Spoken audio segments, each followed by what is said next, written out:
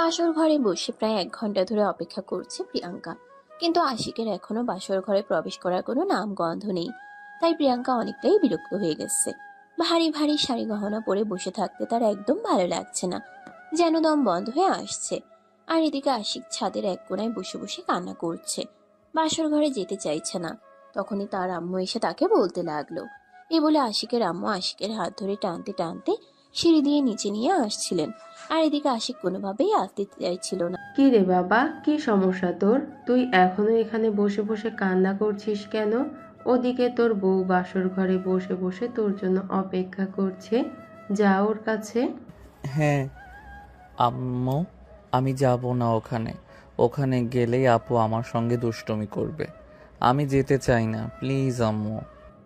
দেখ, একদম ফাজলামো করিস না। আমি এটা সেই কখন থেকে তোর জন্য অপেক্ষা করছে। তুই এক্ষুনি চল আমার সঙ্গে। তোর বিয়ে হয়ে গেছে, এখন তোকে তোর বউয়ের সঙ্গে সময় কাটাতে হবে। তোর বউয়ের সঙ্গে থাকতে হবে, ঘুমোতে হবে, খাওয়া দাওয়া সব কিছুই করতে হবে।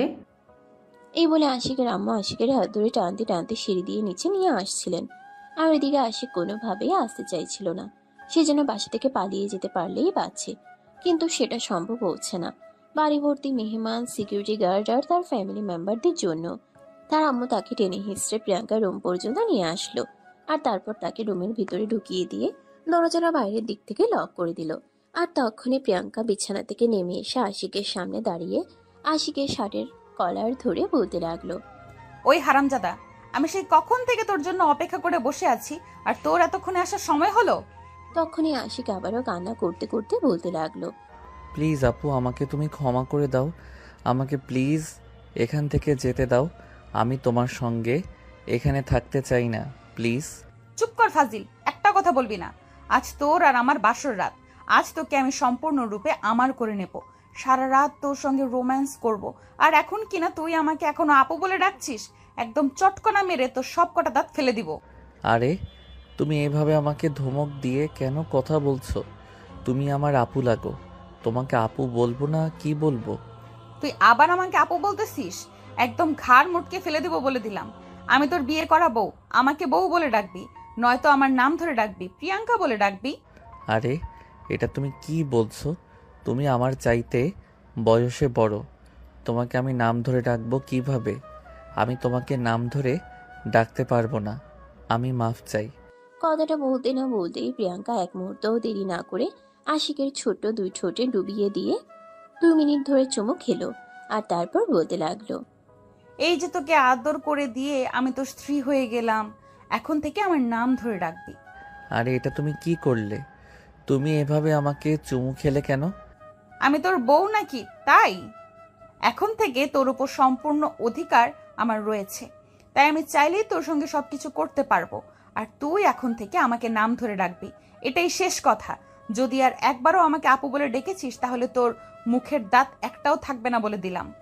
প্লিজ তুমি আমার সঙ্গে এমন করো না।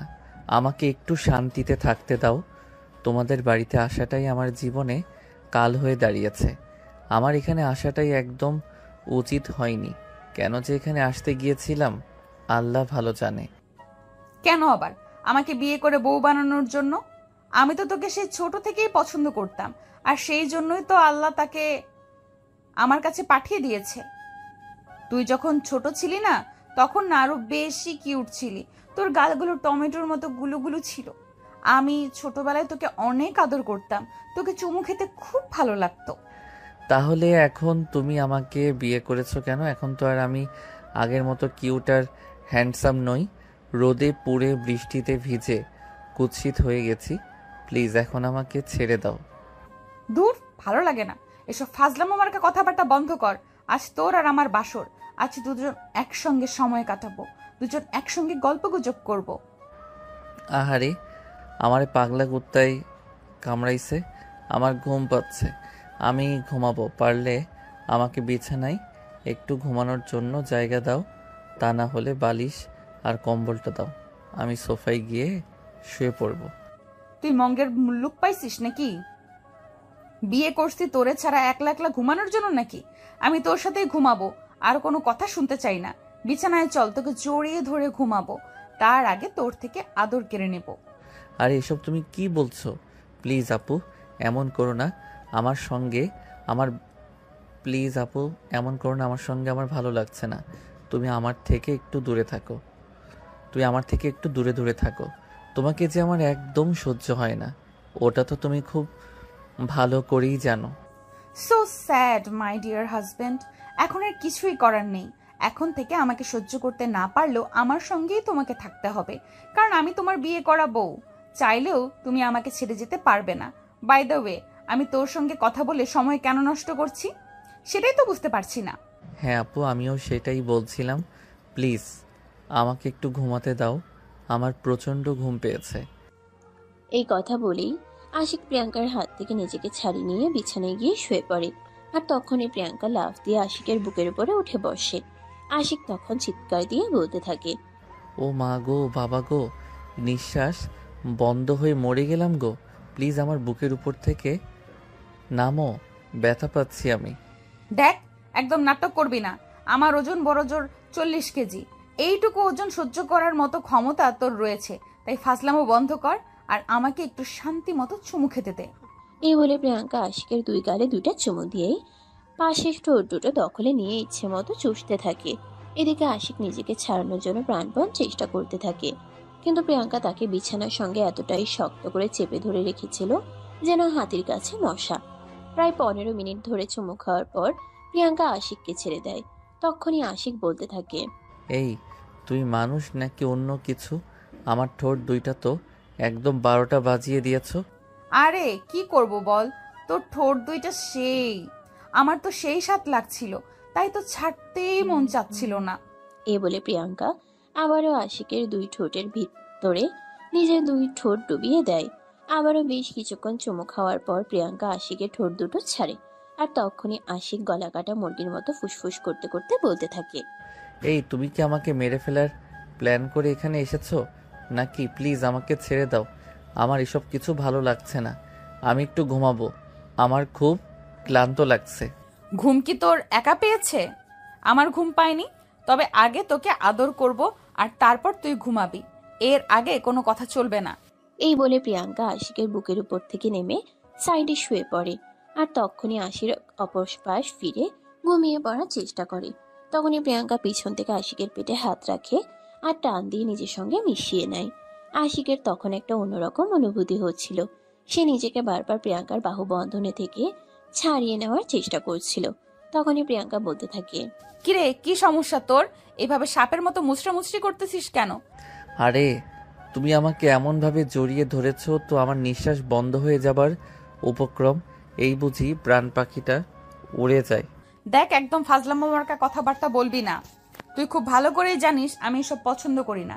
তুই আমার জামাই, আমি তোকে জড়িয়ে ধরতেই পারি, তাই বলে তুই এরকম কেন করবি? আরে তাই বলে এত শক্ত করে জড়িয়ে ধরবে নাকি? তাছাড়া তুমি আমার এতটা কাছে এসে কেন শুয়ে আছো? তুমি জানো না আমি ছোটবেলা থেকে একা ঘুমানোর অভ্যাস, কারো সঙ্গে ঘুমাতে পারি না। এখনো সেই সব কথা বলে লাভ হবে না। এখন থেকে প্রতিদিন তোকে আমার সঙ্গেই ঘুমাতে হবে, আর আমি তোকে ছেড়ে ঘুমাবো না। আমি প্রতিদিন তোকে জড়িয়ে ধরে নয়তো তোর বুকে মাথা রেখে তারপরেই ঘুমাবো। এই বলে প্রিয়াঙ্কা আশিকের হাত ধরে টান দিয়ে নিজের দিকে ঘুরিয়ে নিয়ে আশিকের মাথাটা নিজের বুকে চেপে ধরে। আশিকের কিছুটা অস্বস্তি বোধ হতে থাকে। সে নিজেকে প্রিয়াঙ্কা থেকে একটু দূরে সরানোর চেষ্টা করে। তখনই আবারও প্রিয়াঙ্কা বলতে থাকে, কিরে, কি সমস্যা তোর? আমি তোকে নিজের সঙ্গে জড়িয়ে ধরলাম, আমার এতটা কাছে টেনে নিয়ে আসলাম, আর তুই দূরে সরে যেতে চাইছিস কেন? আরে কি করব তাহলে?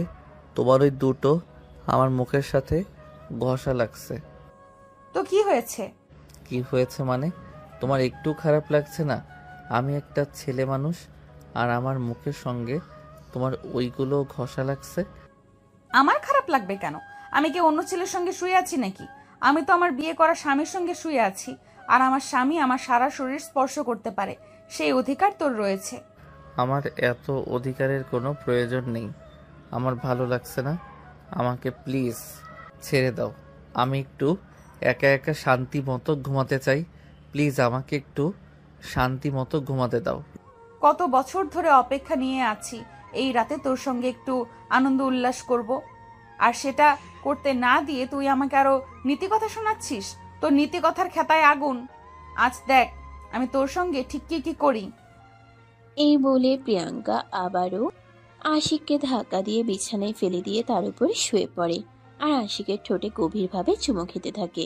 এদিকে আশিক নিজেকে ছাড়ানোর জন্য প্রাণপণ চেষ্টা করতে থাকে, কিন্তু কোনোভাবেই কিছু করতে পারছিল না।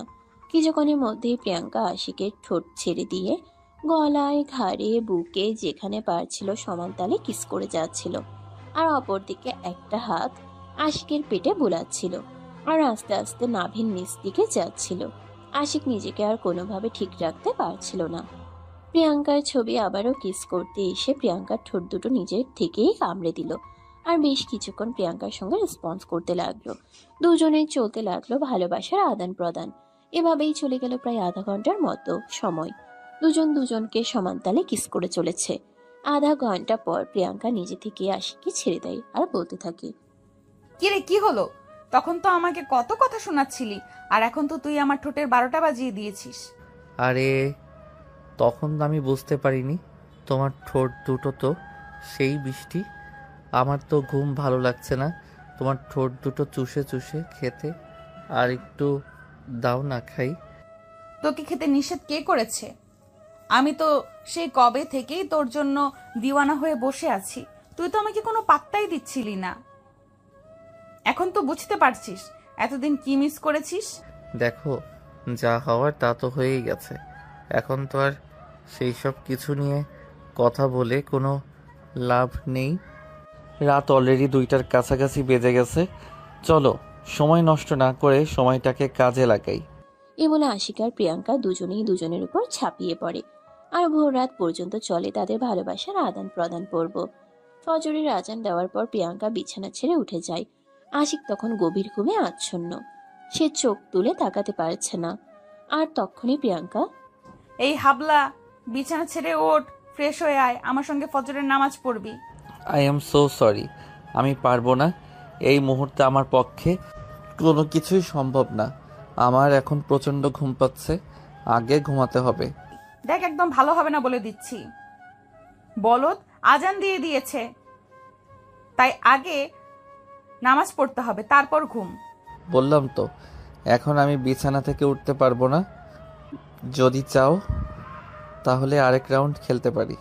দেখ একদম চটকনা মেরে সব কটা দাঁত ফেলে দেবো বলে দিলাম।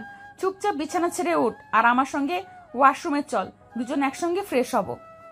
এই কথা বলে আশিক বিছানা ছেড়ে উঠতে না চাইলেও প্রিয়াঙ্কা তাকে জোর করে টেনে তুলে আর ওয়াশরুমে নিয়ে যায়। ঝর্ণাটা ছেড়ে দিয়ে প্রিয়াঙ্কা আশিককে ঠেলে ঝর্ণা নিচে দাঁড় করায় আর তারপর নিজেই শ্যাম্পু করিয়ে দিতে থাকে। এদিকে আশিক শাওয়ারের নিচে দাঁড়িয়েও যেন ঘুমিয়ে ঢুলিয়ে পড়ে যাচ্ছিল। আর তখনই প্রিয়াঙ্কা বলতে থাকে, এই হারামজাদা, একটু সোজা হয়ে দাঁড়াবি, তা না হলে কিন্তু তোকে এখানেই শুইয়ে দিব, এটা আমি বলে দিলাম। তোমাকে তো আমি তখনই বলেছিলাম আমার খুব ঘুম পাচ্ছে, আমি এখন ঘুমাবো, কিন্তু তুমি নিজেই তো আমার কোনো কথা শুনলে না। আমাকে বিছানা থেকে টেনে নিয়ে ওয়াশরুমে চলে আসলে। এবার নিজে নিজেই যা করার করে নাও, আমি পারবো না, আমি ঘুমাচ্ছি। এই বলে আশিক আবারও ঢলতে শুরু করে। এদিকে প্রিয়াঙ্কা আশিককে শ্যাম্পু করানো শেষ হলে নিজের কাপড় চোপড় খুলে রেখে শ্যাম্পু করতে থাকে। আর তখনই আশিকের ঘুমটা ভেঙে যায়। গতকাল রাত ছিল, রুমের লাইটও অফ ছিল, তাই তখন প্রিয়াঙ্কার সবকিছু সামনাসামনি দেখার বা সরাসরি ততটাও দেখা হয়ে ওঠেনি। কিন্তু এখন যখন প্রিয়াঙ্কা কাপড়বিহীন শরীরে শ্যাম্পু করছিল, এটা দেখিয়ে আশিকের অবস্থা একদম নাজেহাল। মুহূর্তের মধ্যেই তার ঘুম যেন বিলীন হয়ে গেল। এক টান দিয়ে প্রিয়াঙ্কাকে নিজের কাছে টেনে নিল। এটা দেখে প্রিয়াঙ্কা বলতে লাগলো, আরে হারামজাদা, কি হয়েছে রে? এইভাবে আমাকে তোর কাছে টেনে নিয়ে এসেছিস কেন? আশিক তখনই প্রিয়াঙ্কার কথার কোনো উত্তর না দিয়ে তাকে নিজের আরো কাছে টেনে নিয়ে তার ঠোঁটে ঠোঁট ডুবিয়ে দিল। আর এদিকে প্রিয়াঙ্কার ওই দুটো আশিকের বুকে ছুঁই ছুঁই করছিল। আশিক বারবার প্রিয়াঙ্কাকে এমনভাবে নিজের কাজে এনেছিল, প্রিয়াঙ্কার ওই দুটো আশিকের বুকে বারবার ঘষছিল আর প্রিয়াঙ্কার মধ্যে উত্তেজনা কাজ করছিল। প্রিয়াঙ্কা তখন আশিককে নিজের থেকে সরিয়ে নিতে চাইছিল। আর তখনই আশিক বলতে লাগলো, এই কি হলো তোমার, এমন কেন করছো? আরে তুই কি শুরু করেছিস? ফজরের আজান দিয়ে দিয়েছে, ফজরের নামাজ পড়তে হবে, আমাকে ছাড় এখন। এমন করো না তো, একটু আদর খেতে দাও। তোমার মধ্যে একটা নেশা আছে যেটা এতদিন বুঝতে পারিনি। তোমার মধ্যে নেশা আমাকে তোমার ভিতরে টেনে নিচ্ছে। দেখ, একদম ফাজলামো মার্কা কথা বলবি না। এখন একদম এসব কিছু হবে না। রাতে অনেক করেছিস, এখন ব্যথা করছে। আমি কোনো কথা শুনবো না, যেটা বলেছি সেটাই হবে। দেখ, একদম বেশি বাড়াবাড়ি করিস না, আমার কিন্তু মেজাজ খারাপ হচ্ছে। সে তোমার মেজাজ খারাপ হোক আর যাই হোক, তাতে আমার কিছুই যায় আসে না। আমি যেটা চেয়েছি সেটা নেবই। এই বলে আশিক প্রিয়াঙ্কাকে আবারও টান দিয়ে নিজের বুকের সঙ্গে মিশিয়ে নিল। আর ঝর্ণার পানিতে ভিজতে ভিজতে দুজন প্রেম লীলায় মগ্ন হলো। দ্বিতীয়বারের মতো ওয়াশরুমের ভিতরেই তাদের ভালোবাসার দ্বিতীয় রাউন্ড হয়। তারপর যেন ফ্রেশ হয়ে এসে ফজরে নামাজ আদায় করে আর দুজন দুজনকে জড়িয়ে ধরে বিছানায় শুয়ে লম্বা একটা ঘুম দেয়। সে ঘুম ভাঙে সকাল 10টায় প্রিয়াঙ্কার ভাবির ডাকে। এই প্রিয়াঙ্কা, বেলা 10টা বেজে গেছে, এখন তো রুম থেকে বের হও। নতুন জামাই পেয়েছিস বলে কি সারাক্ষণ রুমের ভিতরে প্রেম প্রেম খেলতে হবে নাকি? ভাবির গলার কণ্ঠস্বর শুনে প্রিয়াঙ্কা ঘুম ঘুম চোখে উঠে গিয়ে দরজাটা খুলে দেয় আর তারপর বলতে লাগে, আরে ভাবি, কি ব্যাপার, কি সমস্যা তোমার? তুমি সকালবেলা এইভাবে চিৎকার চেঁচামেচি কেন করছো? আরে এখনো তো সকাল মনে হচ্ছে, বেলা 10টা বেজে গেছে। তাড়াতাড়ি ফ্রেশ হয়ে নিচে আয়, সবাই তোদের জন্য নাস্তা টেবিলে অপেক্ষা করছে। আচ্ছা ঠিক আছে, তুমি যাও, আসছি। তোমাদের জন্য একটু শান্তি মতো ঘুমানোর কোনো উপায় নেই। কালকেই বিয়ে হয়েছে, এখন তো একটু শান্তিতে থাকতে দিবে নাকি? তোর শ্বশুর বাড়িতে গিয়ে যত ইচ্ছে শান্তি কর, তখন আর তোকে কেউ কিছুই বলবে না। কিন্তু এখন নাস্তা টেবিলে আয়। এই বলে প্রিয়াঙ্কার ভাবি সেখান থেকে চলে গেল। আর এদিকে প্রিয়াঙ্কা আশিককে ঘুম থেকে ডেকে তুলতে লাগলো, কিন্তু আশিকের চোখে প্রচন্ড ঘুম। সে ঘুম ছেড়ে উঠতেই চাইছিল না। প্রিয়াঙ্কা বারবার ডাকতে ডাকতে তাকে বিরক্ত হয়ে যাচ্ছিল। এই হারামজাদা, কি হলো, এখনো ঘুম থেকে উঠছিস না কেন? আরে ঘুম থেকে উঠবো কি করে? আমাকে তো ঘুম একদম ছাড়তেই চাইছে না। প্লিজ আমাকে আরেকটা ঘুমোতে দাও, আমার খুবই ঘুম পাচ্ছে, আমি চোখ মেলে তাকাতে পারছি না। আরে বলদের বাচ্চা, সবাই নাস্তার টেবিলে আমার জন্য অপেক্ষা করছে। এখনই আমাদের দুজনকে নাস্তার টেবিলে যেতে হবে, তারপর আবার আজকে তো তোদের বাড়িতে চলে যেতে হবে। ও আচ্ছা, তাই বুঝি? তাহলে সেটা তুমি আমাকে আরো আগে বললে না কেন? তাহলে তো আমি কবেই ঘুম থেকে উঠে যেতাম। এই বলে আশিক বিছানা থেকে উঠে যায় আর চোখে মুখে পানি দিয়ে তারপর প্রিয়াঙ্কাকে নিয়ে নাস্তার টেবিলে চলে গেল। নাস্তা শেষ হলে প্রিয়াঙ্কার আম্মু প্রিয়াঙ্কা আর আশিক দুজনকে বলতে লাগলো, দেখো, সমাজ কিন্তু এখন এই কথাটা বলবে না। তোমাদের বয়স কত হয়েছে, তোমরা কিন্তু এখন থেকে বিবাহিত, দুজনকে যথেষ্ট ভালোবাসবে, সম্মান দেবে, আর সারাক্ষণ ঝগড়ায় মেতে থাকবে না। আরে তুমি যে কি বলো না, আমার 10টা না 5টা না একটা মাত্র জামাই। আমি আমার জামাইয়ের সঙ্গে কেন ঝগড়া করব বলো শুনি? আমি তো আমার জামাইটাকে প্রচন্ড ভালোবাসি, সেটা তোমরা সবাই খুব ভালো করেই জানো।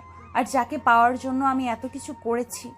হ্যাঁ, সেটার জন্যই তো তোমাকে ওর সঙ্গে বিয়ে দেওয়া হলো। তবে যতদূর শুনে এসেছি, বেশি ভালোবাসো নাকি বেশি দিন টিকে না, জানালা দিয়ে পালিয়ে যায়।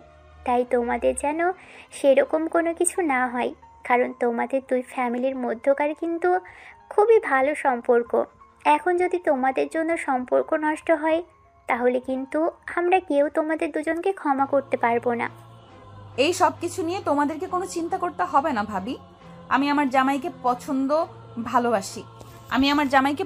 ভালোবাসি। তার সঙ্গে কখনো এমন কিছু করব না যেটা তোমাদের কান পর্যন্ত পৌঁছাবে।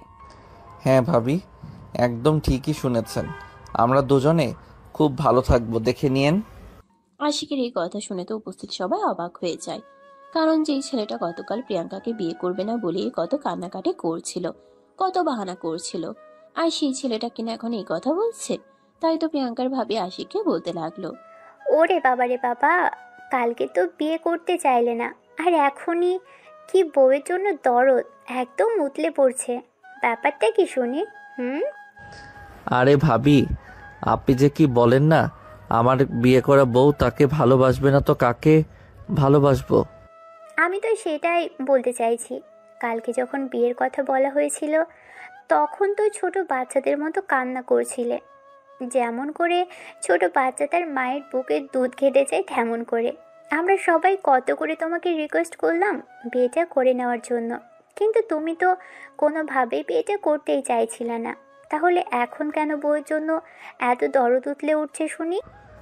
আরে ভাবি, তখন তো আর বিয়ের মজা বুঝিনি, বউকে চিনিস বুঝতাম না। এখন যেহেতু বউ কি জিনিস বুঝতাম না, এখন যেহেতু বউ জিনিসটা বুঝে গেছি, তাহলে কেন বউকে ভালোবাসবো না? কেন বউকে আদর করব না?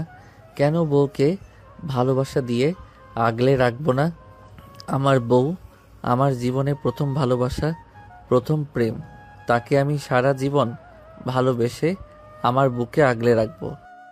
এত লোক দেখানো প্রেম করো না ভাই। এমনিতেই আমার মনে হয় তোমাদের সংসার বেশি দিন টিকবে না, কারণ তোমাদের এজ ডিফারেন্ট। তারপরও যদি তোমাদের দুজনের সংসার টিকে যায় তাহলে তো আলহামদুলিল্লাহ, আল্লাহর কাছে আর কিছুই চাওয়ার নেই। দেখুন ভাবি, আপনি এভাবে আমাদেরকে বদদোয়া যেতে পারেন না। হ্যাঁ, মানছি আমি বিয়েতে রাজি ছিলাম না, কিন্তু তার মানে এই নয় যে আমি কখনোই আমার বউকে ভালোবাসতে পারবো না, তার সঙ্গে ভালো আচরণ করতে পারবো না, তাকে ভালোবেসে সুখে সংসার করার স্বপ্ন দেখতে পারবো না। আরে তোমরা দুজনে কি শুরু করেছো আমি তো সেটাই বুঝতে পারছি না।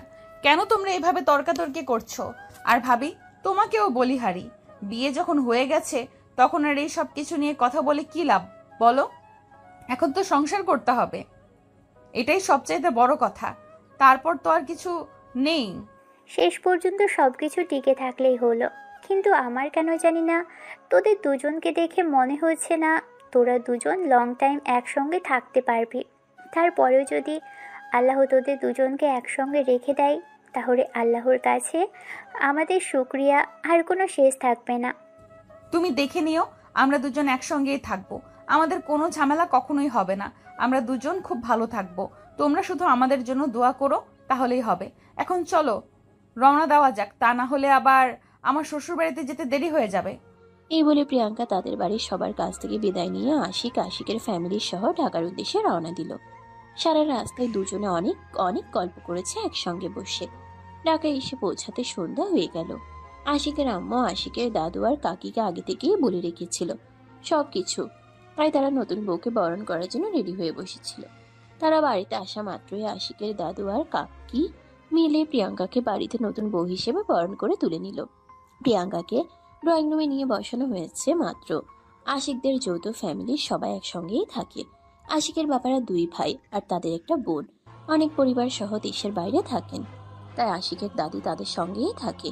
প্রিয়াঙ্কা ড্রয়িং রুমে বসে আছে, আর এদিকে আশিক বাড়িতে আসা মাত্রই নিজের রুমে চলে গেছে। নিজের রুমটাকে অনেক সুন্দর করে পরিপাটি করে গুছাচ্ছে। আর এদিকে তখনই তার চাচাতো বোন তিশা সেখানে চলে আসে। কি রে ভাইয়া, কি ব্যাপার? আমি তো কিছু বুঝতে পারছি না যে তুই কিনা কোনোদিন ঘুম থেকে উঠার পর বিছানা গোছাস না, আর আজকে তুই এই অবেলায় নিজের রুম গোছাচ্ছিস। আমি তো নিজের চোখে বিশ্বাস করতে পারছি না।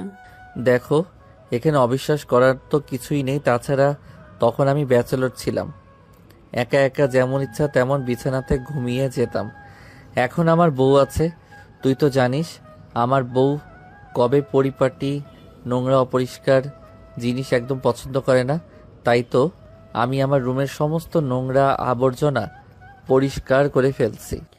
ওকে বাবা রে বাবা, বিয়ে করেছিস এখনো 2 দিন পার হলো না, আর এখনই বউয়ের যত্ন নেওয়া, এত কেয়ার করা।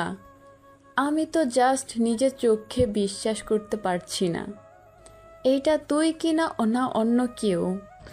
এখানে বিশ্বাস অবিশ্বাসের কি আছে আমি তো সেটাই বুঝতে পারছি না। দেখ, তোর সঙ্গে কথা বলতে আমার একদম ভালো লাগছে না, তাই এখান থেকে চলে যা প্লিজ। আমাকে আমার মতো কাজ করতে দে। আমাকে এখন ভালো লাগবে কি করে? এখন তো আর আমাকে দিয়ে কাজ করাতে পারবি না, কারণ তোর বউ চলে এসেছে। আর আমি তো যতদূর জানি বিয়ের পর জামাইয়ের সব কাজ বউরাই করে দেয়, তাই এখন থেকে তোর সব কাজ তোর বউ করে দিবে। যখন এটা খুব ভালো করে জানিস তাহলে কেন কথা বলছিস? চুপচাপ এখান থেকে চলে যা, এখন আর তোকে আমার কোনো প্রয়োজন নেই। এখন আমি আমার বউকে নিয়ে খুব ভালো থাকতে পারবো। এখন আর তোকে রিকোয়েস্ট করে কোনো কাজ করাতে হবে না, সেই সঙ্গে আমার পকেট মারার ধান্দাই করতে পারবি না। হ্যাঁ দেখিস, তোর এই এত প্রেম কয়েকদিন থাকে। এমন না হয় বউ রেখে আবার আমাদেরকে প্রয়োজন হয়। এরকমটা হবে না, তুই নিশ্চিন্তে থাকতে পারিস। তোকে আর এখন থেকে আমার কোনো প্রয়োজন পড়বে না। তাই এখন চুপচাপ এখান থেকে চলে যাও, আমার সঙ্গে কোনো কথা বলিস না। সত্যি তোর সঙ্গে আমার কথা বলতে একটু ভালো লাগছে না। তিশা তখন মুখটাকে একটা ভিঞ্চি মেরে সেখান থেকে চলে গেল। আর আশিক ততক্ষণে নিজের সমস্ত রুম পরিপাটি করে সুন্দর করে সাজিয়ে গুছিয়ে নিল। এদিকে আশিকের আম্মু তখন আবারও নিজের ছেলের জন্য নিজেদের বাড়িতে বাসার ঘর সাজাবেন বলে ডেকোরেশনের লোকদেরকে ফোন করেছিলেন। লোকেরা চলে আসার পর আশিকের আম্মু লোকদের নিয়ে আশিকের রুমে প্রবেশ করতে যাবে, তখনই তিনি পুরো রুম দেখে একদম অবাক। হায় আল্লাহ, এটা তিনি কি দেখছেন? নিজের চোখকেই বিশ্বাস করতে পারছেন না।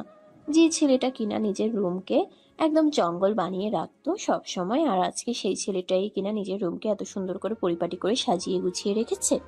আশিকের আম্মু তখন আশিককে বলতে লাগলো, কি ব্যাপার, আমি কি ভুল করে কোনো গার্ডেনে চলে এসেছি নাকি? এরকমটা কেন হতে যাবে? তাছাড়া তোমরা সবাই এইভাবে আমাকে পিঞ্চ করে কেন কথা বলছো? আমি তো সেটাই বুঝতে পারছি না। তোমাদের সবার কি আমাকে অকর্মার ঢেকি বলে মনে হয়, নাকি আমি কি কোনো কাজ করতে পারি না? এতদিন পর্যন্ত তো বাড়িতে কোনো কাজ করতে দেখা যায়নি, তাই জিজ্ঞাসা করছি আর কি। বাই দা ওয়ে, ওনারা তোমার রুম সাজাতে এসেছেন, তুমি ওনাদেরকে দেখিয়ে দাও ঠিক কিভাবে সাজাবে, কিভাবে সাজালে তোমার পছন্দ হবে। কারণ আমি চাই তোমার জীবনের শ্রেষ্ঠ মুহূর্তগুলো তোমার মতো করেই কাটুক। ওকে, আচ্ছা আম্মু, ঠিক আছে, কোনো সমস্যা নেই। আমি ওনাদেরকে সব কিছু বুঝিয়ে দেব। তোমাকে এইসব কিছু নিয়ে কোনো চিন্তা করতে হবে না। অতঃপর আশিকের আম্মু ডেকোরেশনের লোকদেরকে আশিকের রুমে রেখে বের হয়ে গেলেন। আর এদিকে তাদেরকে সবকিছু বুঝিয়ে দিয়ে কিভাবে রুমটা সাজাতে হবে তারাও আশিকের ইনস্ট্রাকশন নিয়ে রুমটাকে অনেক সুন্দর করে সাজিয়ে দিল। এদিকে দেখতে দেখতে রাত আনুমানিক 11টার মতো বেজে গেল। ততক্ষণ এই বাড়ির সবাই রাতের খাওয়া দাওয়া করে নিজেদের রুমে চলে গেছে। আর অপরদিকে প্রিয়াঙ্কা তখন আশিকের আম্মুর রুমে বসে আছে। আশিকের আম্মু আজ আবারও নিজের হাতে প্রিয়াঙ্কাকে অনেক সুন্দর করে সাজিয়ে দিয়েছেন। যদিও তাদের বিয়েটা কোনো প্ল্যানিং ছাড়াই হয়েছে, কারণ প্রিয়াঙ্কার বিয়ের কথা হয়েছিল আর তখনই আশিক তার ফ্যামিলি সহ গিয়েছিল প্রিয়াঙ্কার বিয়ের দাওয়াত খেতে। আর সেখানে গিয়ে যত অঘটন ঘটল। প্রিয়াঙ্কা শুরু থেকে বিয়ে করতে রাজি ছিল না। তার উপর আবার যেদিন তার বিয়ে হওয়ার কথা ছিল সেদিনই তার যে ছেলেটার সঙ্গে বিয়ে হওয়ার কথা ছিল সেই ছেলে তার গার্লফ্রেন্ড নিয়ে পালিয়ে যায়। আর এটা নিয়ে শুরু হয়ে যায় ঝামেলা। বাড়ি ভর্তি মেহমান। এই মুহূর্তে মেয়ের বিয়ে ভেঙে যাবে এই কথাটা শুনে প্রিয়াঙ্কার বাবা ভীষণভাবে ভেঙে পড়েন। আর তখনই প্রিয়াঙ্কা আশিকের কথা বলে, আচ্ছা আমি বুঝতে পারছি না তোমরা সবাই এভাবে ভেঙে পড়ছো কেন? আর এভাবে ভেঙে পড়ার কি আছে? তোমাদের সামনে তো একজন সুপাত্র দাঁড়িয়ে আছে, তোমরা চাইলে তার সঙ্গে আমাকে বিয়ে দিতে পারো।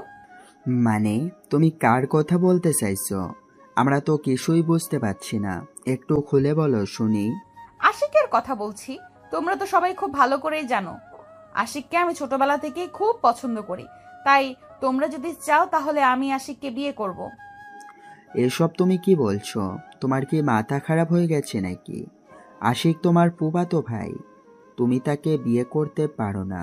তাছাড়া সে তোমার চাইতে বয়সে ছোট, তাই তোমাদের বিয়ে হলে সবাই এটা নিয়ে হাসাহাসি করবে। তাই আমি চাই না তোমাদেরকে নিয়ে কেউ ঠাট্টা মশকরা করুক। দেখো বাবা, তুমি এটা খুব ভালো করে জানো আমি কখনোই লোকের কথায় কান দেই না। কে আমাকে নিয়ে কি বললো, কে আমাকে নিয়ে কি চিন্তা করলো, সেই সব কিছু নিয়ে আমি কখনোই সেরকম ভাবে চিন্তা করি না। আমি কিভাবে ভালো থাকবো, আমার কিসে ভালো হবে, আমি সেই সব কিছু নিয়েই সবসময় চিন্তা করে থাকি। তাছাড়া সবাই খুব ভালোভাবেই জানে আশিককে আমি ভালোবাসি, তাই আমি এই সিদ্ধান্ত নিয়েছি আমি বিয়ে করলে আশিককেই করব। আর যদি তোমরা এই বিয়েতে রাজি না থাকো তাহলে আমি জীবনেও কোনোদিনও বিয়ে করব না। এটা নিয়ে একদম তোলপাড় শুরু হয়ে যায় তাদের বাড়িতে। সবাই কানাকানি করছে। এদিকে মেহমানরাও একজন এক এক রকম কথা বলছে। কেউই মেনে নিতে পারছে না প্রিয়াঙ্কার এমন সিদ্ধান্ত। কিন্তু এদিকে প্রিয়াঙ্কা তার সিদ্ধান্তে অটল। তার সাথে যাই কিছু হয়ে যাক না কেন সে কারোর কোনো কথাই শুনবে না। তার কথা একটাই, বিয়ে করবে এবং আজকেই। তারপর আর কি, প্রিয়াঙ্কার বাবা আশিকের বাবা মায়ের সঙ্গে এ ব্যাপারে কথা বলেন।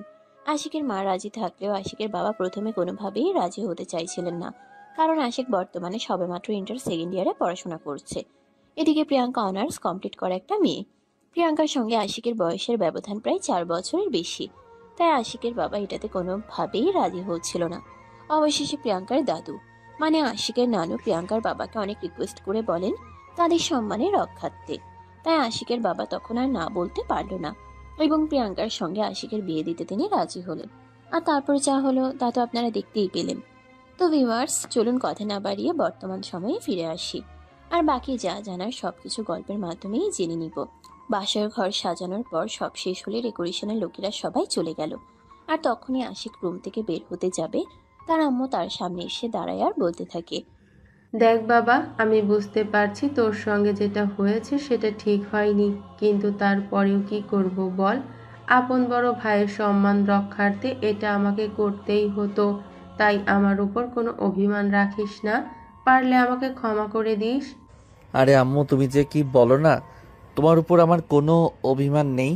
আমি কেন তোমার উপর অভিমান করে থাকবো সেটা তুমি আমাকে বলো। তুমি আমার আম্মু, তুমি কখনোই আমার খারাপ চাইতে পারো না। তাছাড়া আমি এটা খুব ভালো করেই জানি, কোনো মা বাবা কখনোই তাদের সন্তানের খারাপ চায় না। সব মা বাবাই চায় তাদের সন্তানরা সবসময় খুব ভালো থাকুক। তাছাড়া আমার জীবনে তো আর অপরিচিত অচেনা একটা মেয়ে হুট করে এসে পড়েনি। আমার আপন মামাতো বোন, যাকে আমি সেই ছোটোবেলা থেকেই চিনি। তাছাড়া সে আমাকে ভালোবাসে, এটাই আমার কাছে সবচাইতে বড় কথা। কারণ ছোটবেলা থেকে একটা কথা শুনে এসেছি, তুমি তাকেই নিজের জীবনসঙ্গী বানাও যে তোমাকে ভালোবাসে। কারণ সারা পৃথিবীর কাছে তুমি তুচ্ছ হলেও তার কাছে কিন্তু তুমি তার পৃথিবী। ওরে বাবা রে বাবা, আমার ছেলেটা কবে এত বড় হয়ে গেছে, আমি তো সেটাই বুঝতে পারলাম না। সত্যি বাবা, তোর মতো ছেলে যেন বাঙালির প্রত্যেকটা ঘরে হয়। তোর জন্য অনেক দোয়া আর শুভকামনা রইল। তোর ভবিষ্যতের জীবন অনেক সুখের হোক, শান্তিতে ভরপুর হোক। এই বলে আশিকের আম্মু সেখান থেকে চলে গেল। আর এদিকে রাতের খাওয়া দাওয়ার পর্ব শেষ হওয়ার পরে আশিকের আম্মু প্রিয়াঙ্কাকে আশিকের রুম পর্যন্ত পৌঁছে দিল, আর তারপরে সেখান থেকে চলে গেল। প্রিয়াঙ্কা রুমে প্রবেশ করেই থেকে আশিকের আগে থেকেই তার জন্য অপেক্ষা করছে। প্রিয়াঙ্কা নিজেই রুমের দরজা লাগিয়ে দিয়ে আশিকের সামনে এসে দাঁড়ায়, আর তারপর বলতে থাকে, কি রে, কি ব্যাপার? তুই দেখি আগে থেকেই একদম রেডি হয়ে বসে আছিস। হ্যাঁ, তো কি করব, একা একা সময় কাটছে না। কখন তোমাকে কাছে পাবো, তো কখন তোমায় একটু আদর করব, এটাই তো শুধু মাথায় ঘুরছে। ওরে বাবা রে বাবা, আমার বাবুটা কি বলে? তার নাকি আমাকে ছাড়া সময় কাটে না, আমাকে ছাড়া ভালো লাগে না। এত বউ পাগল হলে চলবে নাকি? কোনটা চলবে আর কোনটা চলবে না আমি এত কিছু চিন্তা করি না, আর করতেও চাই না। আমার শুধু একটাই কথা, আমি সব সময় তোমাকে সাথে নিয়ে থাকতে চাই, তোমার সঙ্গে সময় কাটাতে চাই। জানো, বাড়িতে আসার পর থেকে কাজে ব্যস্ত রয়েছি, তোমার সঙ্গে একটাবার কথাও বলতে পারিনি। আমার একটু ভালো লাগছিল না, মনে হচ্ছিল যেন এই বুঝি নিঃশ্বাস বন্ধ হয়ে গেল। ওরে বাবা রে বাবা, আমার জামাইটা কি বলে? তা এখন কি কথা বলেই সময় নষ্ট করবি, না আর কিছু করবি? বাই দ্য ওয়ে, আমি যে এই যে এত কষ্ট করে এত সুন্দর করে সাজুগুজু করলাম, তুই তো আমাকে একবার এটাও বললি না আমাকে দেখতে কেমন লাগছে। প্রিয়াঙ্কার কথায় আশিক প্রিয়াঙ্কার দিকে ভালোভাবে ফিরে তাকায়, আর তার পা থেকে মাথা অবধি একবার দেখে নিল। লাল টুকটুকে বেনারসিতে প্রিয়াঙ্কাকে অনেক বেশি সুন্দর লাগছে, সেই সঙ্গে গা ভর্তি স্বর্ণের গহনা, একদম বাঙালি বউদের মতো লাগছে। প্রিয়াঙ্কাকে দেখে আশিকের মনে যেন তাদিন থানা নানা বাজতে চলেছে, যেন মন চাইছে লুঙ্গি ডান্স করতে। আশিক প্রিয়াঙ্কাকে বলতে থাকে, আমার বউটাকে একদম বেহেশতের হুর পরিদের মতোই সুন্দর লাগছে। আর সুন্দর লাগবেই বা না কেন, সে তো আমার বউ, আমার বউকে তো সুন্দর লাগতেই হবে। শোন, তোর বউ বলে সুন্দর সেরকমটা কিন্তু না, আমি নিজেই কিন্তু যথেষ্ট সুন্দরী, তাই আমাকে সেরকম ড্রেস আপ মেকআপেই খুব সুন্দর লাগে, এটা তোকে মানতে হবে। হ্যাঁ, সেটা তো অবশ্যই। এই বলে আশিক তখনই প্রিয়াঙ্কার কোমরে হাত রেখে টান দিয়ে নিজের কাছে টেনে নিল। আর তারপর দুষ্টুমি করে বলতে লাগলো, এত সাজগোজ করে কি লাভ বলো তো? একটু পর তো আমি সব নষ্ট করে দেব। প্রিয়াঙ্কা আশিকের কথা কিছুটা লজ্জা পেয়ে মুচকি হাসি দিয়ে বলতে লাগলো, তোর জন্যই তো এত কিছু, যাতে আমার উপর আকৃষ্ট হোস আরো বেশি, যাতে কখনোই আমাকে ছেড়ে যাওয়ার চিন্তা না করিস। আরে তুমি যে কি বলো না, আমি কখনোই তোমাকে ছেড়ে যাব না। আমি সারা জীবন তোমার থেকে যাব, তোমাকে অসম্ভব রকম ভালোবাসবো। এখন কি এইভাবে কথা বলে সময় নষ্ট করবি? আরে না, একদমই নয়। আমি যে তোমার আদর খাওয়ার জন্য একদমই প্রস্তুত হয়ে আছি। চলো শুরু করা যাক। বলে আশিক প্রিয়াঙ্কাকে আরো কাছে টেনে নিল। আর প্রিয়াঙ্কার কানের কাছে চুলগুলো সরিয়ে দিয়ে তার গলার নিচে নিজের ঠোঁট দুটো ডুবিয়ে দিল। প্রিয়াঙ্কার গলায় স্পর্শ করতেই প্রিয়াঙ্কার মধ্যে অন্যরকম এক শিহরণ জাগতে লাগলো। আর সে ভালোবাসার মহাসমুদ্রে হারিয়ে যেতে লাগলো। তার সারা শরীরের শিহরণ হচ্ছিল। সে আশিকের মাথাটা নিজের বুকের কাছে চেপে ধরে। আর আশিক তখনই প্রিয়াঙ্কার বুকের নিঃশ্বাসের সব দোষ শুনতে শুনতে তার ভালোবাসার অতল সাগরে হারিয়ে যায়। প্রায় ঘন্টা খানেক ধরে ভালোবাসা আদান প্রদানের পর দুজন দুজনকে জড়িয়ে ধরে ঘুমিয়ে পড়ে। আর এভাবেই শুরু হয় তাদের ভালোবাসার নতুন সংসার। তারপর দেখতে দেখতে প্রায় 5 দিন মতো সময় কেটে গেল। এদিকে আশিকের কলেজে ইন্টার সেকেন্ড ইয়ারের ফাইনাল এক্সাম চলে এসেছে। তাই এখন আশিক আর কোনোভাবেই ক্লাস মিস করা চলবে না, প্রতিদিন ক্লাস করতে হবে। তাই পরের দিন সকালবেলা ঘুম থেকে উঠে আশিক কলেজে যাওয়ার জন্য তৈরি হয়ে যায়। এদিকে প্রিয়াঙ্কা তখনও ঘুমোচ্ছিল। আর ঘুম ভাঙতেই দেখতে পেল আশিক কলেজে যাওয়ার জন্য তৈরি হচ্ছে। তখনই প্রিয়াঙ্কা তাড়াহুড়ো করে বিছানা থেকে নামে আর আশিককে বলতে থাকে, কি ব্যাপার, তুমি আজ কলেজে যাবে সেটা আমাকে বললে না কেন? তাহলে তো আমি সকালবেলা ঘুম থেকে উঠে তোমার জন্য নাস্তা তৈরি করতাম। তোমার তো সকালবেলা ঘুম থেকে ওঠার অভ্যাস নেই। তাছাড়া আমি যতদূর শুনেছি তুমি তোমাদের বাড়িতে কখনোই রান্নাবান্না করনি, এমনকি রান্না করার আশেপাশেও যাওনি। তাই তোমাকে এসব ব্যাপারে আর কোনো কিছুই বলিনি। আম্মুকে বলে রেখেছিলাম, আম্মু আমার জন্য নাস্তা বানিয়ে রেখেছে। একটা কাজ করো, তুমিও ফ্রেশ হয়ে আসো, দুজনে মিলে একসঙ্গে নাস্তা করব। দেখো, তুমি এটা একদমই ঠিক করলে না।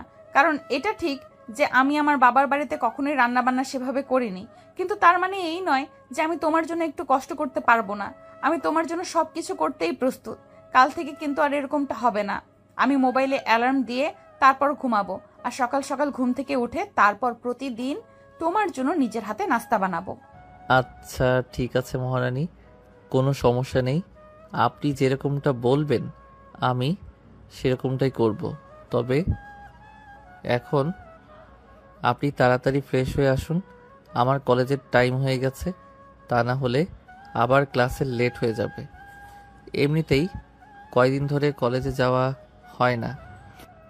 আমার বন্ধুরা তো আমাকে একদম ছিঁড়ে ছিঁড়ে খেয়ে ফেলবে। এতদিন কোথায় ছিলাম এইসব প্রশ্ন করতে করতে। আর যদি কোনোভাবে ঘুণাক্ষরেও জেনে যায় আমি বিয়ে করেছি, তাহলে তো আর কোনো উপায় নেই। কেন, তুমি বিয়ে করেছো তো তোমার বন্ধুদের কি সমস্যা? আমি তো সেটাই বুঝতে পারছি না। বিয়ে তো মানুষ করতেই পারে, তাছাড়া তুমি ছেলে মানুষ। অত সব কিছু তুমি বুঝবে না, কারণ আমার বন্ধুগুলা খুবই ফাজিল। তাছাড়া আমার বন্ধুরা একটাও এখনো বিয়ে করেনি। আর এর মধ্যে যদি তারা জানতে পারে আমি বিয়ে করে ফেলেছি, তাহলে আমার কি অবস্থা করবে সেটা কল্পনার বাইরে। বলতে বলতে আশিকই নিজেই প্রিয়াঙ্কাকে টেনে হিঁচড়ে বিছানা থেকে নামায় আর ওয়াশরুমে পাঠিয়ে দেয়। কিছুক্ষণের মধ্যেই ফ্রেশ হয়ে আসলে আশিক প্রিয়াঙ্কাকে নিয়ে খাবার টেবিলে চলে গেল। আর দুজন মিলে একসঙ্গে নাস্তা করলো। নাস্তা শেষ হলে প্রিয়াঙ্কা আশিককে বাড়ির গেট পর্যন্ত এগিয়ে দিল। আর তারপর আশিক বাইক নিয়ে কলেজে চলে আসে। কলেজের ক্যাম্পাসে প্রবেশ করা মাত্রই তার বন্ধুরা তাকে ঘিরে ধরলো আর এক এক করে প্রশ্ন করতে শুরু করলো। কিরে দোস্ত, এতদিন তুই কোথায় ছিলে? এতদিন কলেজে আসিসনি কেন? এমনিতেই একটু গ্রামের বাড়িতে বেড়াতে গিয়েছিলাম, তাই কলেজে আসা হয়নি। দেখ, আমাদের সঙ্গে একটু মিথ্যা কথা বলার চেষ্টা করবি না। তোকে দেখে মনে হচ্ছে না তুই গ্রামের বাড়িতে গিয়েছিলি। তোকে দেখে মনে হচ্ছে তুই আমাদের থেকে কিছু একটা লুকাচ্ছিস। বল, আমাদের থেকে কি লুকাচ্ছিস? আরে ভাই, সেরকম কিছুই হয়নি। সেরকম কিছু বলে তোরা অবশ্যই জানতে পারতি। আমি তোদের দিকে কোনো কিছুই লুকাচ্ছি না। তোদের দেখে কোনো কিছু লুকানোর কোনো ইচ্ছাও আমার নেই, কারণ তোরা আমার বন্ধু। আমার ব্যাপারে কোনো কিছু সবার আগে জানার অধিকার যদি কারোর থাকে তাহলে সেটা তোদের। ও আচ্ছা, তাই বুঝি। তাহলে আজ কলেজ ছুটি হওয়ার পর আমরা সবাই মিলে তোর সঙ্গে তোদের বাড়িতে যাব, আর তারপর সেখান থেকে তোর আম্মুর কাছে জিজ্ঞাসা করব তুই এতদিন কেন কলেজে আসিসনি। কথাটা শুনে আশিক একটু খ্যাপা ছেঁকা খেয়ে যায় আর ভয়ে নিজের গলা শুকিয়ে যায়, কারণ সে খুব ভালো করেই জানে তার বন্ধুরা বাড়িতে গিয়ে তার বউকে দেখলে তারপর সবাই মিলে তাকে নিয়ে হাসাহাসি করবে আর কথা শোনাবে। তাই আশিক বলতে থাকে, আরে ভাই, তোরা আমার বাড়িতে কেন যাবে? আমি তো সেটাই বুঝতে পারছি না। তোদের যদি কোনো কিছু জিজ্ঞাসা করার থাকে তাহলে আমি আম্মুকে ফোন দিয়ে দিচ্ছি, তোরা আম্মুর সাথে কথা বল। একদমই না, সেরকমটা হবে না। আমরা তোর বাড়িতে যাবই। তাছাড়া অনেক দিন হয়ে গেছে তোর বাড়িতে কোনো পার্টি দিস না, আমাদের কেউ ইনভাইট করিস না। আমরা তো সবাই মিলে প্রায় আমাদের বাড়িতে পার্টি দেই আর সবাই মিলে অনেক আনন্দ করি। তাই আজ বিকেলে ভার্সিটি ছুটি হওয়ার পর সবাই মিলে তোদের বাড়িতে যাব, আর আন্টিকে দিয়ে চিকেন বিরিয়ানি রান্না করে সবাই মিলে একসঙ্গে খাবো। আরে ভাই, কেন বুঝতেছিস না? আমি তোদেরকে আমার বাড়িতে নিয়ে যেতে পারবো না, কারণ আমাদের বাড়িতে গ্রাম থেকে মেহমান এসেছে। এমনিতেই আম্মুকে সারাদিন কাজে ব্যস্ত থাকতে হয়, তাই এখন আর বাড়িতে ঝামেলা দিতে চাচ্ছি না। প্লিজ ভাই, তোরা বোঝার চেষ্টা কর। দেখ, সেরকমটা যদি হয়ে থাকে তাহলে সেটা আমরা বুঝবো, কিন্তু যখন ঠিক করেছি তোর বাড়িতে যাব তার মানে যাব। এখন তুই আমাদেরকে যত যাই কিছু বলিস না কেন, আমরা তোর কোনো কথাই শুনবো না। আমরা যখন একবার ঠিক করেছি তোর বাড়িতে যাব তার মানে যাবই। হৃদয়ের সঙ্গে তার অন্য বন্ধুরাও সবাই তাল মিলাতে থাকে, আর এদিকে আশিকের গলা শুকিয়ে কাঠ হয়ে গেছে। সে কি করবে কিছুই বুঝতে পারছে না। এদিকে বাসা থেকে আসার সময় মোবাইল ফোনটা সঙ্গে নিয়ে আসতে ভুলে গেছে। অপরদিকে কলেজে আসার পর তার বন্ধুরা তাকে এক সেকেন্ডের জন্য আলাদা হতে দিচ্ছে না। তার বন্ধুরা সত্যিই তাকে সন্দেহ করছে। তাদের মনে কেন যেন অন্যরকম একটা সন্দেহ হচ্ছে। আশিক কিছু একটা তাদের থেকে লুকাচ্ছে, তাই আশিককে এক মুহূর্তের জন্য তারা চোখের আড়াল হতে দিবে না। এটাই সবাই মিলে পরিকল্পনা করেছে। যেমন চিন্তা তেমনই কাজ। সারাদিন কেটে গেল আর সবগুলো ক্লাস শেষ হয়ে গেল। কলেজে ছুটি হতেই সব বন্ধুরা মিলে আশিককে ঘিরে ধরলো আর বলতে লাগলো, চল এখন তোর সঙ্গে তোদের বাড়িতে যাব, তারপর যদি দেখি সত্যি বাড়িতে মেহমান এসেছে তাহলে আমরা চুপচাপ চলে আসব, আর যদি দেখি অন্য কোনো ঘটনা তাহলে কিন্তু তোর কপালে খারাপ কিছু আছে, এটা বলে দিলাম। আশিক তখন আর কোনো কথা বলল না, কারণ সে খুব ভালো করেই জানে সে খুব বাজেভাবে ফেঁসে গেছে। এখন আর কোনো কিছু করে লাভ হবে না, যা হয় কপালে দেখা যাবে। এই চিন্তা করেই আশিক তার বোনদের নিয়ে বাড়ির উদ্দেশ্যে রওনা দিল। দরজার সামনে দাঁড়িয়ে কলিং বেল চাপ দিতেই প্রিয়াঙ্কা এসে দরজা খুলে দেয়, আর তারপর যা হলো তা আপনারা নিজেরাই দেখে নিন। প্রিয়াঙ্কা দরজা খুলে আশিককে দেখা মাত্রই জড়িয়ে ধরলো আর বলতে লাগলো, উফ বাবু, তোমার এতক্ষণে আসার সময় হলো। আমি সে কখন থেকে তোমার জন্য অপেক্ষা করছি। আমার একা একা বাড়িতে একটুও ভালো লাগছিল না। ভাবলাম তোমাকে ফোন করব, আর ফোন দিলাম, আর তখন দেখতে পেলাম তুমি মোবাইল বাসায় রেখে গেছো। এমন মন ভোলা হলে চলবে? আর ঠিক তখনই আশিকের সব বন্ধুরা আড়াল থেকে সামনে এসে দাঁড়িয়ে বলতে থাকে, ও আচ্ছা, এই কাহিনী তাহলে বাবু, তাই না? আর এই জন্যই তুমি আমাদেরকে বাসায় নিয়ে আসতে চাইছিলে না? এখন তো আমরা সবটা খুব ভালোভাবেই বুঝতে পারছি। কণ্ঠস্বর আর ছেলেগুলোকে দেখে প্রিয়াঙ্কা এক মুহূর্তের জন্য চমকে গেল আর আশিককে ছেড়ে দিয়ে একটু দূরে সরিয়ে বলতে লাগলো, আরে বাবু, এরা কারা? এদেরকে তো আমি আগে কখনো দেখিনি। এরা কোত্থেকে এসেছে? এরা আমার বন্ধু। দিনে তো আমার মান সম্মানের 12টা বাজিয়ে এদের দেখে তোমাকে লুকিয়ে রাখতে চাইছিলাম, তাই ওদেরকে বাড়িতে নিয়ে আসতে চাইনি।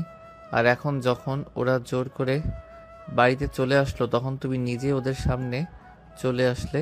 তুমি আমাকে কেন দোষ দিচ্ছ? আমি তো সেটাই বুঝতে পারছি না। এখানে আমার কি দোষ? ওরাই তো চলে আসলো। তাছাড়া আমি কি জানতাম নাকি ওরা আসবে?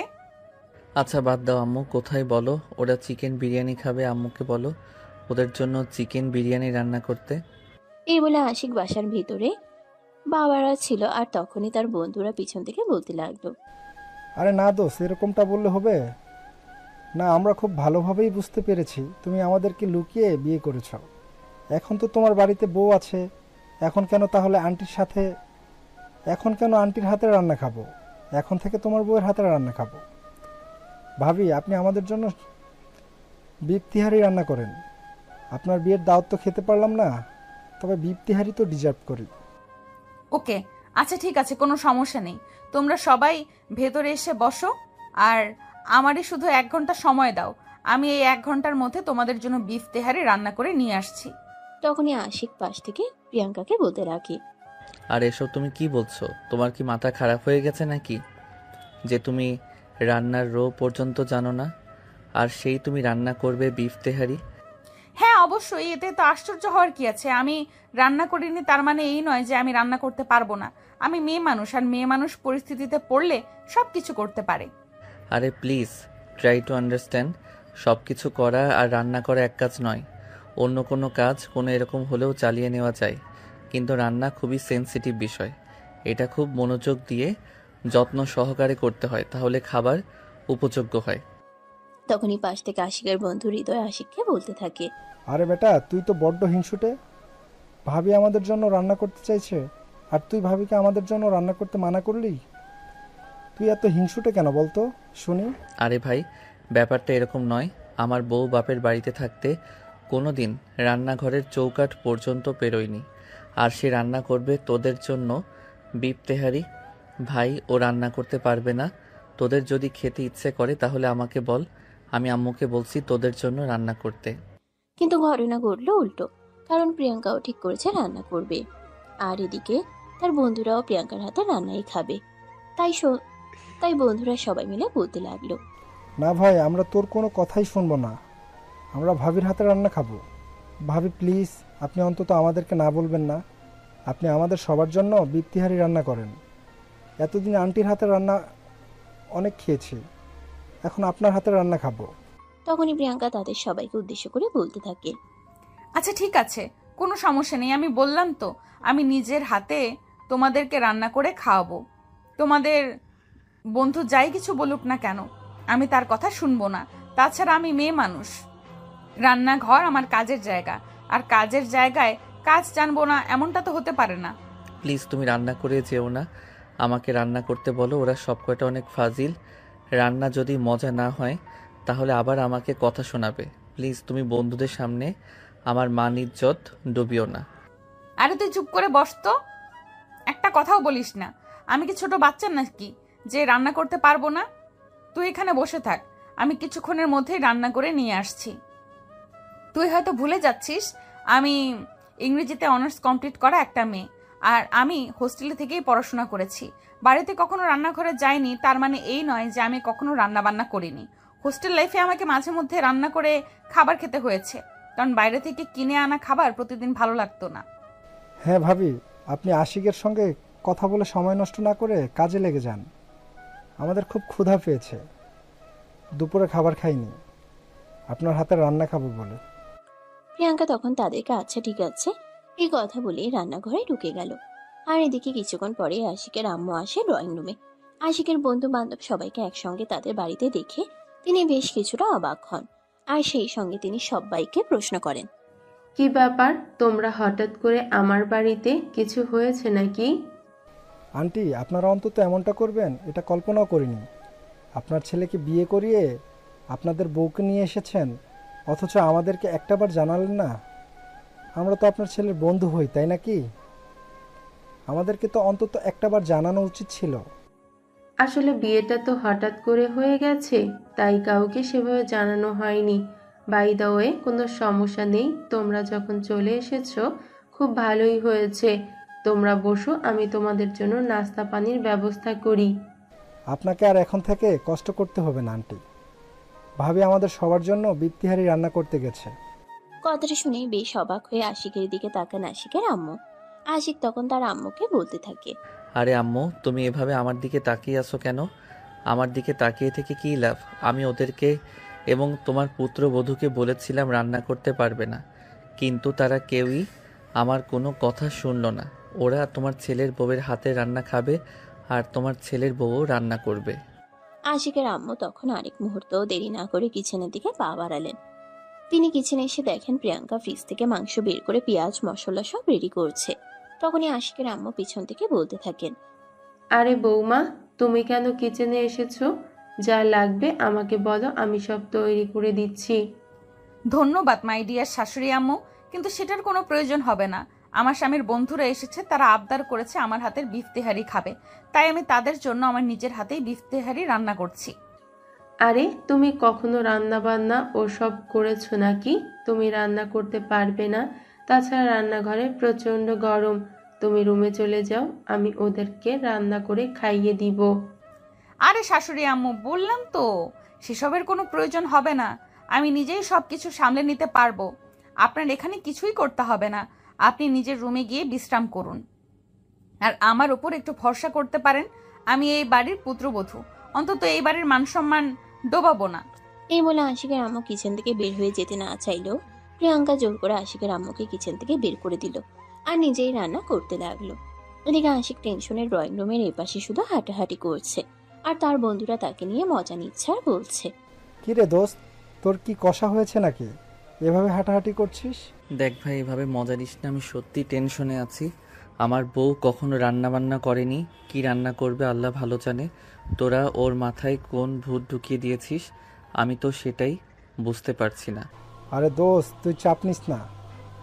আমরা তোর বন্ধু সবসময় ফাজলামো করি বলে তুই আমাদেরকে এতটাও খারাপ ভাবতে পারিস না। ভাবি যাই কিছু রান্না করে নিয়ে আসুক না কেন, আমরা মুখ বুঝে সব খেয়ে নেব। তোকে এসব কিছু নিয়ে কোনো চিন্তা করতে হবে না। দেখ তোরা কতটা ভালো মানুষ, সেটা আমার থেকে ভালো কেউ জানে না। আরে ভাই, তুই এইবারের মতো আমাদের ভরসা করে দেখ। তাছাড়া তোর বউ এই বাড়ির পুত্রবধূ, তাকে তো রান্নাবান্না শেখাতে হবে নাকি? তাই আমরাই না হয় প্রথমবার ইন্টারভিউ নিলাম, দেখি কেমন পারে। এই বলে সবাই মিলে হাসতে লাগলো। আর এদিকে আশিক মনে মনে ভাবতে লাগলো তার কপালে খারাপ কিছু হতে চলেছে। বন্ধুদের সামনে এবার মান ইজ্জত আর কিছুই থাকবে না। এই কথা চিন্তা করতে করতে আশিক কিচেনের দিকে পা বাড়ালো। আর তখনই কিচেন থেকে এত সুঘ্রাণ ভেসে আসছিল।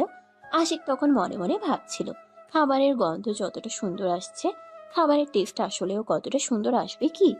এই কথা চিন্তা করতে করতেই কিচেনে প্রবেশ করলো। আর তখনই প্রিয়াঙ্কাকে বলতে লাগলো, খাবারের গন্ধ তো মোটামুটি আলহামদুলিল্লাহ ভালোই আসছে, কিন্তু খাবারের স্বাদ কেমন হবে সেটাই তো বুঝতে পারছি না। আর 2 মিনিট অপেক্ষা করো, এই তো প্রায় হয়ে গেছে। এইদিকে আমার সালাদ কাটাও হয়ে গেছে। সবাইকে নিয়ে ডাইনিং টেবিলে বসো, আমি এক্ষুনি খাবার নিয়ে আসছি। আরে আমার টেনশনে মাথা ফেটে যাচ্ছে, খাবারটা আদৌ খাওয়া যাবে তো? যদি খাবার খাওয়া না যায় তাহলে তার কৈফিয়ত আমি দেব। এখন তুমি তোমার বন্ধুদের নিয়ে খাবার টেবিলে গিয়ে বসো। এই বলে প্রিয়াঙ্কা আশিককে এখান থেকে চলে যেতে বলে। আর সে কিছুক্ষণের মধ্যেই খাবার প্লেটে সাজিয়ে নিয়ে ডাইনিং টেবিলে চলে আসে। এদিকে আশিকের বন্ধুরা সবাই উৎসাহের দৃষ্টি নিয়ে খাবারের দিকে তাকিয়ে আছে। সুগন্ধের মতো খাবারটা মজা হবে তো, এটা চিন্তা করে প্রিয়াঙ্কার খাবার সার্ভ করা শেষ হলে সবাইকে খেতে বলে। আর সবাই একসঙ্গে খাওয়া শুরু করে। এক লোকমা করে খাবার মুখে দিয়ে সবাই তো অবাক, এটা খাবার নাকি অমৃত। তখনই হঠাৎ করে আশিকের বন্ধু আশিককে বলে ওঠে, দোস্ত, এটা বিপ্তিহারি নাকি বেহেস্ত থেকে নিয়ে আসা কোনো অমৃত? হ্যাঁ দোস্ত, সত্যি তো খাবারটা অনেক মজা হয়েছে। আরে তুমি এত মজার খাবার রান্না করতে পারো? হয়েছে, এখন আর আমাকে তেল দিতে হবে না, আগে খাবারটা খাও আর তারপর কথা বলো। আমি সত্যি বলছি, খাবারটা সত্যি অনেক বেশি মজা হয়েছে। আমি এর আগে অনেক জায়গায় অনেক বড় বড় রেস্টুরেন্ট বিফ তেহারি খেয়েছি, কিন্তু এত মজা হয়নি। তোমার হাতের রান্নায় জাদু আছে বলতে হয়। হ্যাঁ ভাবি, আশিক ঠিক কথাই বলেছে। আপনার হাতের রান্না জাস্ট কোনো তুলনা হয় না। তবে হ্যাঁ, আমরা কিন্তু আপনার হাতের এই বিপ্তিহারি খেতে মাঝে মধ্যেই এখানে চলে আসব। আপনি কিন্তু আমাদের প্রতি কোনো বিরক্ত হতে পারবেন না। বন্ধুর বউ বলে কথা। আরে কোনো ব্যাপার নয়, তোমাদের যখন আমার হাতে রান্না খেতে মন চাইবে তখনই তোমরা সবাই মিলে আমার বাসায় চলে আসবে। আমি তোমাদের সবাইকে নতুন নতুন আইটেম করে খাওয়াবো। ওকে ডান। কিন্তু ভাবি, আপনার জামাই আমাদেরকে এই বাসায় নিয়ে আসতে চায় না, তখন কি করব সেটা আপনি বলে দেন। তোমরা ওকে কেন বলতে যাবে, নিজেরাই চলে আসবে। আরে এটা আমার বাড়ি, এই বাড়িতে আসতে হলে আমার পারমিশন অবশ্যই নিতে হবে। আর হ্যাঁ, তোরা কি আমার বউকে চাকর পেয়েছিস নাকি? তোদের যখন মন চাইবে তখনই আমার বউ রান্না করে খাওয়াবে। তোদের যদি বউয়ের হাতে রান্না খেতে মন চায়, তোরা নিজেরা বিয়ে করে তারপর তোদের বউকে দিয়ে যত ইচ্ছা রান্না করিয়ে খা। আমার বউ শুধুমাত্র আমাকে রান্না করে খাওয়াবে। আরে ভাই, এত হিংসামি করিস না। আমরা তোর বন্ধু হই। তোকে না হয় তোর ফ্যামিলি বিয়েটা করিয়ে দিয়েছে, কিন্তু আমাদের ফ্যামিলি এখনই তো আমাদেরকে বিয়ে করিয়ে দেবে না। আর সবেমাত্র ইন্টার সেকেন্ড ইয়ারে পড়াশোনা করছে। এখনো জীবনের কত সময় বাকি পড়ে আছে। আরে ভাই, বললাম তো, তোমাদের যখনই আমার হাতে রান্না খেতে মন চাইবে তখনই এই বাসায় চলে আসবে। আমি তোমাদেরকে নিজের হাতে রান্না করে খাওয়াবো। এখন ফট করে খাবারটা শেষ করো দেখি। এই বলে প্রিয়াঙ্কা আবারও যাদের প্লেটে খাবার কমে গিয়েছিল তাদেরকে খাবার বেড়ে দিয়ে কিচেনের দিকে পা বাড়ায়। আর তখনই তিশা সিঁড়ি দিয়ে নামতে থাকে। তিহারির গন্ধ একদম তার রুম পর্যন্ত চলে এসেছিল। সে সিঁড়ি দিয়ে নামতে নামতেই বলতে লাগলো, আরে এত সুন্দর খাবারের গন্ধ এসেছে। কোন কোন রেস্টুরেন্টের খাবার আনা হয়েছে? আরে কানা, কোন রেস্টুরেন্ট থেকে খাবার আনা হয়নি। আমার বউ নিজের হাতে বিফ তেহারি রান্না করেছে। খাবি আয়, দেখ কি মজা হয়েছে। মজা করার আর কোনো জায়গা পেলি না? যেখানে শুনেছিস তোর বউ কোনোদিন রান্না যায়নি, আর সেইখানে তোর বউ এত এত সুস্বাদু রান্না করতে পারে? আরে আমি তোকে মিথ্যা কথা কেন বলবো? তুই এখানে আয়, খেয়ে তারপর দেখ আমার বউ সত্যি এত সুস্বাদু খাবার রান্না করতে পারে কিনা। বলতেই তিশা আর এক মুহূর্তও দেরি না করে খাবার টেবিলে এসে প্রশ্ন করে। আর সে নিজেই এক প্লেট খাবার বেড়ে নিল। আর এক লোকমা মুখে দিয়ে বুঝতে পারলো সত্যি খাবারটা অনেক সুস্বাদু হয়েছে। তখনই তিশা খাবার টেবিল থেকে উঠে গিয়ে প্রিয়াঙ্কার কাছে দাঁড়িয়ে বলতে লাগলো, ভাবি, সত্যি তো তোমার হাতের রান্না জাদু আছে। রান্না অনেক মজা হয়েছে। ধন্যবাদ তোমাকে। তাহলে কি তোমার মনে হচ্ছে আমি রান্না করে খাবার খাইয়ে অন্তত তোমার বাড়ির মানুষের মন জয় করতে পারবো? দেখো, রান্না করা খাবার আমাদের বাড়ির মানুষের মন জয় করতে হবে না। তুমি এমনিতেই যথেষ্ট শিক্ষিত, সুন্দর, বুদ্ধিমান। তুমি আমাদের বাড়ির মানুষের মন জয় করে নিয়েছো। বাই দ্য ওয়ে, ওয়েট, এখন থেকে মাঝে মধ্যে বাড়ির কিছু একটা রান্না কইরো, তবে আমরাও একটু মাঝে মধ্যে অন্যরকম সুস্বাদু খাবার খেতে পাবো। সেটা আমাকে বলতে হবে না, কারণ এটা আমার শ্বশুর বাড়ি আর আমি এই বাড়ির পুত্রবধূ। এই বাড়ির প্রত্যেকটা মানুষের প্রতি আমার নির্দিষ্ট কিছু দায়িত্ব এবং কর্তব্য আছে। আমি অবশ্যই সেগুলো পালন করার চেষ্টা করব, কিন্তু কতটা পারবো আর মানুষের মন কতটা জয় করতে পারবো সেটা আমি জানি না। তবে আল্লাহ ভরসা, আমি আমার সাধ্যমতো চেষ্টা চালিয়ে যাব। নিশ্চয় তুমি পারবে। তোমার উপর সেই ভরসা আছে এবং তোমার জন্য অনেক অনেক শুভকামনা রইল। তুমি তোমার জীবনের যুদ্ধে জয়ী হও। তোমার অপূর্ণ ইচ্ছাগুলো পূর্ণ করুক। এ বলে সেদিনের মতো খাওয়া দাওয়ার পর্ব শেষ করে সবাই চলে গেল। আর এদিকে দেখতে দেখতে আশিকের ইন্টার সেকেন্ড ইয়ারের পরীক্ষা শেষ হয়। বয়স কিছুদিন পড়াশোনা বন্ধ থাকবে। রেজাল্ট না দেওয়া পর্যন্ত তো আর আশিক ভার্সিটিতে ভর্তি হতে পারবে না। তাই আশিক সেদিন রাতের বেলা রুমে শুয়ে শুয়ে প্রিয়াঙ্কাকে বলে, বেশ কিছুদিন তো আমি পড়াশোনা থেকে দূরে থাকবো, তাই চাইছিলাম এবার হানিমুনের কাজটা সেরে ফেলি। কিন্তু আমার মনে হয় না এটা আমাদের হানিমুনে যাওয়ার জন্য উপযুক্ত সময়, কারণ এই মুহূর্তে আমিও কিছু করছি না আর তুমিও এখনো স্টুডেন্ট। তোমার নিজের কোনো ইনকাম নেই। কথাগুলো বাইরে দাঁড়িয়ে শুনছিল আশিকের বাবা। তখনই তিনি দরজায় নক করে রুমের ভিতর প্রবেশ করেন আর প্রিয়াঙ্কাকে বলতে থাকেন, দেখো, আশিক আমাদের বাড়ির একমাত্র ছেলে, আমার ছোট ভাইয়ের একটা মাত্র মেয়ে, আর আমার কিন্তু দ্বিতীয় কোনো সন্তান নেই। তাছাড়া আমাদের পারিবারিক আর্থিক অবস্থা এতটা খারাপ নয় যে আমার ছেলে তোমাকে নিয়ে বাইরে কোথাও ঘুরতে যেতে পারবে না। তোমরা কোথায় যেতে চাও বলো, আমি সব কিছু ব্যবস্থা করছি। আয়ারল্যান্ডে যাবে, আমি ব্যবস্থা করে দেব। না, আপাতত এত দূরে যাওয়ার কোনো ইচ্ছে নেই। আমরা দেশের ভেতর কিংবা ইন্ডিয়ার কোনো জায়গায় ঘুরতে যেতে চাই। ওকে, ঠিক আছে, তাহলে আমরা ভারতের কাশ্মীরে যেতে পারি। হ্যাঁ, তুমি একদম ঠিক কথাই বলেছ। কাশ্মীর আমার অনেক পছন্দের জায়গা। আমি অনেকদিন ধরেই চিন্তা করছিলাম সুযোগ পেলে একবার কাশ্মীরে ঘুরতে যাব। আর এখন যেহেতু আমরা হানিমুনে যেতে চাইছি, তাহলে আমরা কাশ্মীরেই যাব। ওকে, ঠিক আছে, কোনো সমস্যা নেই। আমি তোমাদের জন্য সবকিছু ব্যবস্থা করে দেব। তাছাড়া কাশ্মীরে আমার এক বন্ধু থাকে, সে তোমাদের জন্য হোটেল রিসোর্ট ভাড়া করে রাখবে। তোমাদের ওখানে গিয়ে কোনো সমস্যায় পড়লে ও তোমাদের সব দিক দিয়ে সহযোগিতা করবে। ওকে বাবা, ঠিক আছে, কোনো সমস্যা নেই। তাহলে এই কথাই রইলো, আমরা ভারতের কাশ্মীরেই যাচ্ছি। কিছুদিনের মধ্যেই ভারতে যাওয়ার প্লেনের টিকিট প্রিয়াঙ্কা আর আশিক হাতে পেয়ে গেল। সবকিছুই আশিকের বাবা বন্দোবস্ত করেছে, তাই আজ সকালে তারা ভারতের উদ্দেশ্যে রওনা দিয়েছে। বাড়ির সবার কাছ থেকে বিদায় নিয়ে ঢাকা এয়ারপোর্টে ফ্লাইটের জন্য অপেক্ষা করছে। সকাল 11টায় তাদের ফ্লাইট। সেদিন দুপুর 1টায় তারা ভারতে এসে পৌঁছায়। কলকাতা থেকে সোজা কাশ্মীর, যদিও অপরিচিত জায়গা, কিন্তু আশিকের বাবার একজন পরিচিত বন্ধু থাকায় তিনি আশিকের সবকিছু বুঝিয়ে দিলেন, আর কোথায় কিভাবে যেতে হবে সবকিছুই বলে দিলেন। তাই আশিক আর প্রিয়াঙ্কার এখানে এসে সেরকম কোনো ঝামেলায় পড়তে হলো না। দুজনে মনের ইচ্ছা মতো ঘোরাঘুরি করে আর সময় কাটাতে লাগলো। এদিকে হঠাৎ করেই সেদিন সন্ধ্যার পর প্রিয়াঙ্কার ভাবি তাকে ফোন দিল। প্রিয়াঙ্কা ফোন রিসিভ করে তার ভাবিকে বলতে লাগলো, কি ব্যাপার ভাবি, এতদিন পর হঠাৎ করে আমার কথা মনে পড়লো? আমার তো মনে পড়লো, কিন্তু তোমার তো তাও হলো না। শুনলাম তোমরা নাকি হানিমুনে কাশ্মীর গিয়েছো। হ্যাঁ ভাবি, এখানে এসেছি এই তো 3 দিন হলো। বাই দ্য ওয়ে, তোমার কি অবস্থা তাই বলো। এই তো আলহামদুলিল্লাহ, আল্লাহর রহমতে ভালোই আছি। তবে তোমাকে একটা কথা বলার জন্য ফোন করেছি। ইফ ইউ ডোন্ট মাইন্ড, আমি কি কথাটা বলতে পারি? ভাবি, আমার 10টা না 5টা না আর একটা মাত্র কলিজার টুকরা আদরের ভাবি, তুমি আমাকে কিছু বলবে, তার জন্য তোমাকে পারমিশন কেন নিতে হবে? কি বলবে? দেখো, হানিমুনে গিয়েছো দুজন, কিন্তু 3জন হয়ে ফিরে এসো, এটা আমরা সবাই চাই। মানে তুমি কি বলতে চাইছো? আমি কিছু বুঝতে পারছি না।